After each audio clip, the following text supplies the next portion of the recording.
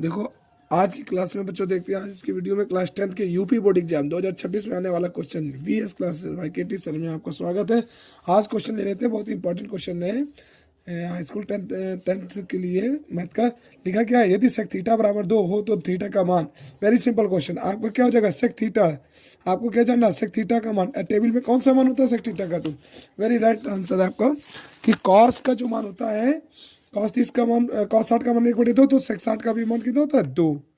ठीक है, तो यहाँ लिख देते हैं सेक 60 अंश और सेक से सेक कैंसिल, थीटा बराबर 60 अंश।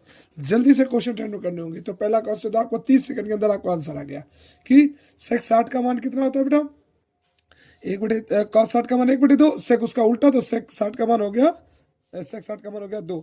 इसकी 2 की जगह लिख दिया सेक 60, सेक से कट के थीटा बराबर 60 is right answer. Second question पे आते हैं। लिखा है बिंदु एम -3, 4 की मूल बिंदु से दूरी। वेरी सिंपल, आपको मालूम होगा बेटा मूल बिंदु किसे कहते हैं। मूल बिंदु कहते हैं बेटा आपको मूल बिंदु। मूल बिंदु कहा जाता है आपको 0,0, मालूम है ना।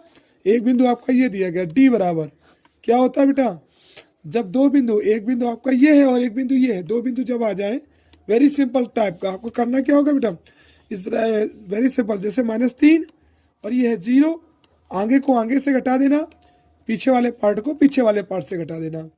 तो जब इससे घटाएंगे तो इससे 3 का फर्क, 3 का स्क्वायर, 3 का कितना हो गया 9, और 4 का स्क्वायर 4 चक्को 16, तो 4 चक्को 16 और 16 9 कितना हो गया 25, और 25 किसका मान हो गया बेटा 5 गुणा 5 इज राइट आंसर 5।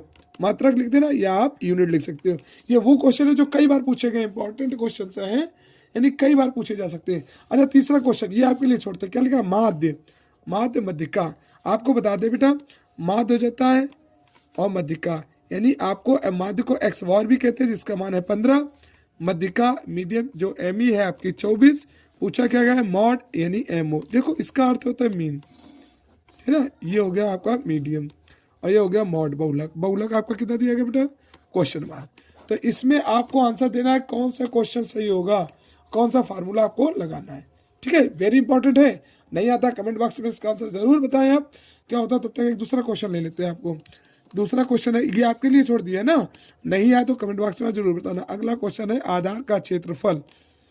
ठीक है, चाहे वो बेलन का हो, शंकु का हो या गोले का हो, सबके आधार के क्षेत्रफल। ये इसलिए बताया कि बेटा चाहे जो दे दिया जाए, सबका मान अगर दिया जाए आर कितने का वर्ग 3, तो 8 त्रिज्या आ गई 3 सेंटीमीटर। तो आधार हो, शंकु हो, गोला, इस टाइप का बहुत क्वेश्चन पूछा गया, तीनों में आगे। वीडियो पसंद आया तो लाइक करें, सब्सक्राइब करें, कमेंट बॉक्स में जरूर बताएं। Okay, thank you.